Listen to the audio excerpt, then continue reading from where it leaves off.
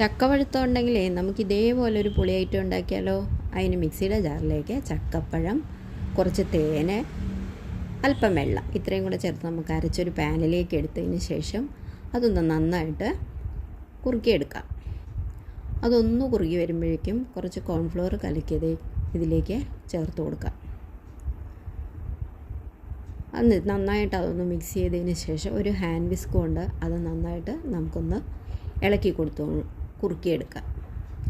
അത് നന്നായിട്ട് കുറുകി വരുമ്പോഴേക്കും ലാസ്റ്റ് നമുക്ക് അതിലേക്ക് ഒരു സ്പൂൺ നെയ്യ് ആഡ് ചെയ്ത് കൊടുത്തിട്ട് വീണ്ടും ഒന്ന് നന്നായിട്ട് അതൊന്ന് മിക്സ് ചെയ്ത് കുറുക്കിയെടുക്കുക.